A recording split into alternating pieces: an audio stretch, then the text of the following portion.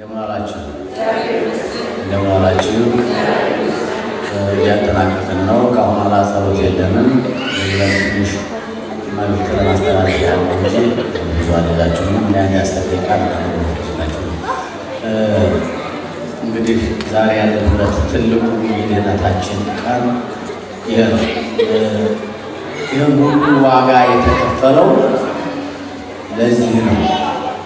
ለመብላት ለመጠጣት ዋጋ የተከፈለው ክርስቶስ ያን ሁሉ መከራ የተቀበለው ለ33 ዓመት በምድር ላይ የሰውን መከራ ከሕፃንነቱ ጀምሮ የሰውን በደል ለመመለስ የሰው አዳም ከወደቀበት ለማንሳት ክርስቶስ ዋጋ የከፈለበት ይሄ ነው።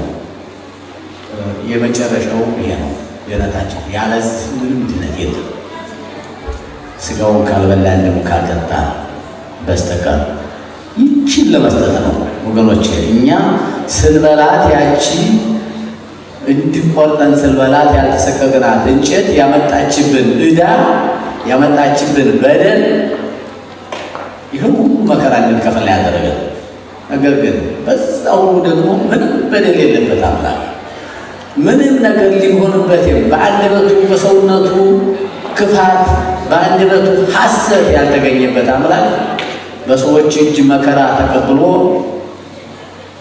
የመከራውን አይነት ጸዋትወ መከራው ሁሉ በሰው ላይ ያልደረሰው ሁሉ ደርሶበት ለእኛ ብሎ የመጨረሻዋ ሰዓት ይችን የሕይወት ምግብ እንድንበላ ነው ያን ሁሉ ዋጋ የከፈለው እንጂ ዳኑ በሕያዋን ሁሉ በቃሉ ማዳን ይቻላል። ግን ፍቅሩ በምሳሌው የፈጠረን ፍጥረቶቹ ፍጠረን ሳንለው ፈጠረን። ነገር ግን ሳናማክረው አጠፋን። ቢያም ቢሆን ፈጠሩ ሳላቸው ፈጥሬያቸዋለሁኝ ነገር ግን ሲጠፉ ዝም አልልም ብሎ መጥቶ ወደዚህ ምድር ላይ ይህን ሁሉ መከራ የተቀበለው ለዚህ ነው ወገኖች። ይሄ ነው የቀረበልን ማዕድ። ይህን መብላት ያቃተን፣ ይህን በልተን እግዚአብሔር ጋር መኖር የተቸገርነው እንግዲህ ያቺ አትብላም ብላም ያልተባለችው ዕፀ ሕይወት የተሰወረችው ሕይወት የተሰወረችው እንጨት ምንም ያልተነገረላት ከሦስቱ አንደኛዋ ዝም ብሎ ክርስቶስ ጥበቧን ያልገለጣል። ብላትን አትብላትም ብላትን ብሎ ያልፈቀደለት አትብላትም ብሎ ያልከለከለው ዕፅ ብላ አትብላ ያልተባለው ስጠባ ያቺን ዕፅ ቀረች። በዛች ዕፅ ምክንያት ዛሬ ያቺ ዕፀ ሕይወት ምን ሆና መጣች? ከፈለነ ንብላ ዕፀ ሕይወት ከዕፀ ሕይወት እንበላ ዘንድ አደለን ዘውቱ ሥጋው ወደሙ ለክርስቶስ። ያቺ የቀረችው ያላወቅናት ያልበላናትን ምንም ነገር ጥበቧ ያልተገለጸልን ዕፀ ሕይወት ዛሬ ዙራ ክርስቶስን በመከራ ዕፀ ሕይወት በመከራ ዕፀ በለስ የሰው ልጅ ወደ መከራ ጥላ ክርስቶስን ደግሞ ወደ መከራ አምጥታ አዳምን እንደድን ዳግመ ቀዳማይ አዳም በዕፀ በለስ ምክንያት ሞት ዳግማይ አዳም ደግሞ በዕፀ በለስ በዕፀ መስቀል ላይ ተሰቅሎ ያቺን ብላትን አትብላትም ያለውን ዕፀ ሕይወት ምን አድርጎ አመጣት? ቀይሮ እግዚአብሔር ምን አድርጎ ነው ያመጣት? እዛው እያያቸው አይደል? ምንድን ናት ያቸው? ሥጋና ደም ነው። ከአሁን በኋላ ይህን ሥጋ ብንበላ ለዘላለም እንኖራለን፣ ይህን ደም ብንጠጣ ለዘላለም አንራብም አንጠማም። ይህ የሥጋ ሞት እሱ ይህ መሸጋገሪያ ምንም ነገር የለውም። እኛ ዓለምን ስለምወዳት ዓለም ወዳን ሳይሆን አንቃ ይዛል ዓለምን ስለማንጠላት ትተና ስለማንሄድ ያኛውን ዝርግጠኞች ስላልሆን ነው እንጂ ይህ ቁም ነገር የለም። እግዚአብሔር ጋር የሚያገናኘ ነው የዚህ ዓለም ሞት። ምንም ያስጨንቅ ነገር አይደለም። ሰዎች ስለሆን ተለይተን ልጆችን ቤቶችን ንብረቶች ስንጠራ ምንም የሚቀር ነገር የለም። ስንጠራ የተጠራለታ ልጅ የለ እናት የለ ጥያቄ የለም። ምን ሄደው ብቻችን ግን ከመጠራታችን በፊት ይህን ሕይወት በልተን ይህን ምግብ በልተን ይህን መጠጥ ጠጥተን ብንሄድ የዘላለም ሕይወት አለን ወገኖቼ። ለዚህኛው ምድር አይደለም ለዛኛው። ይሄኛው የምንኖረው 67 ነው አልቋል፣ ጨርሰነዋል። 20 ሳይሞላን እያለቅን ነው ዛሬ 67 ዘመን የምንኖረው አይደለም። ከዚያ በኋላ ግን እዛ የምንኖረው ግን እስከሚባል ነገር ቋንቋ መነሻችን የሰው ልጅ መነሻው ዓለም መነሻ አለው፣ መድረሻ ግን የለው። ስለዚህ ይህን ሥጋ ደም ልንበላ ልንጠጣ ይገባል።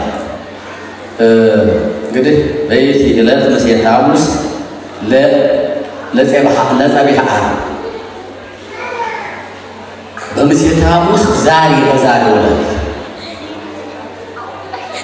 ለዓርብ ዋዜማ ጌታችን ቅድም ያከናወነውን ትሕትናውን አስተምሮ ከመዝብ ግበሩ ለብዝክሙኒ መምህራችሁ ጌታችሁ ነው። ያው ልክ ብላችኋል፣ መምህራችሁ ነኝ። ነገር ግን እኔ እንዳደረግሁ ለሁላችሁ ወንድሞቻችሁ ይሄንን አድርጉ ብሎ ትእዛዙን፣ ስርዓቱን፣ ትሕትናውን፣ ፍቅሩን ትቶልናል። ያ የመታጠቡ ለእናንተም ለእኛም ከልባችን ከሆነ ነው ወገኖቼ። እማጥባችሁ ከልቤ ከሆነ ትሕትናው ከልቤ ከሆነ የግድ ነው።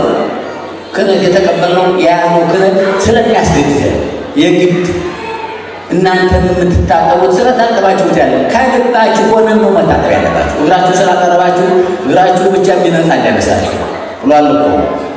እግሬን አካሌን በሞላ ታጥበኛለህ ሲለው ምንድን ነው ያለው? ምንድን ነው ያለው ጌታ? ጴጥሮስ አካሌን ታጥበኛለህ? አይ ሌላው ጠርቷል፣ እግርህን ሌላውን ንጹህ እናንተ ናችሁ፣ ሌላውን ግን እንዲያርጋችሁ ልታጥቡ ልታጠቡት ይገባል ያለው። በንጽህና ውስጣችን በቅድስና በማየ ሕይወት መታጠብ አለበት። የሥርዓቱ የፍቅር መግለጫ ግን ከናችሁ ውስጥ እናጠብ እግዚአብሔር ጋር አለ፣ እግዚአብሔር እኛ ጋር ለማለት ነው።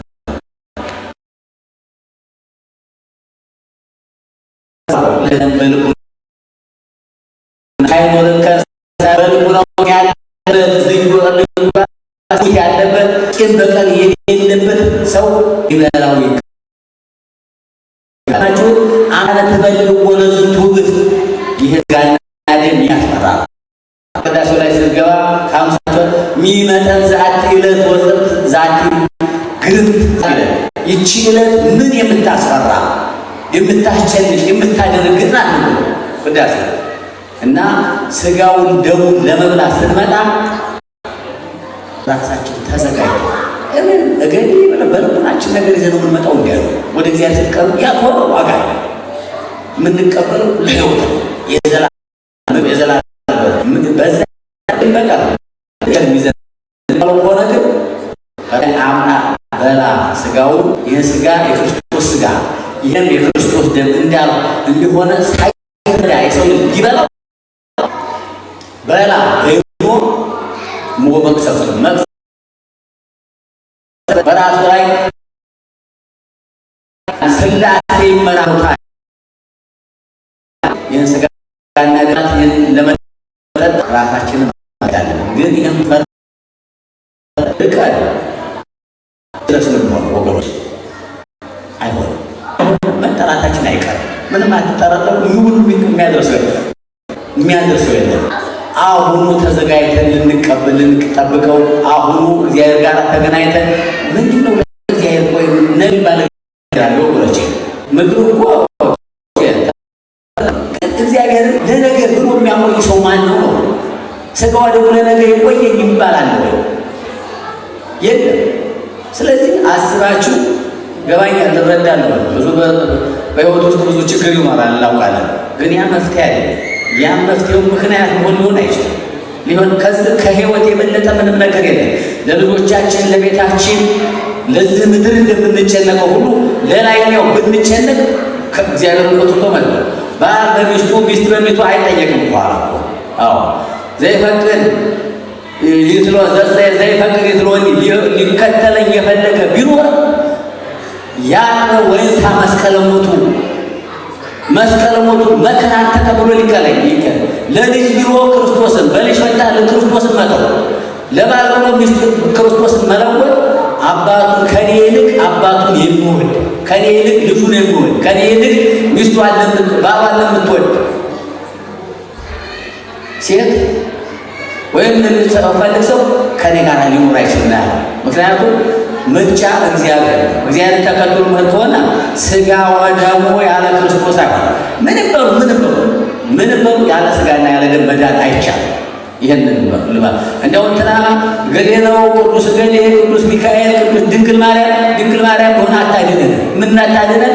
የልጇን ስጋና ደም ስንበላ ከሷ የተገኘው ስጋ ከሷ የተገኘው ደም የልጇ ስጋ ከሌላ ያመጣ አይደለም። ይሄ የእመቤታችን ፍቅር ስጋውን ደሙን በልተን ስንኖር የቅዱሳኑ በረከት ሊረዳን የሚችለው ያግዘን የሚችለው ለስጋ ወደሙ ስንዘጋጅ ነው። ግን ያለ ስጋ ወደሙ ድህነት የለም።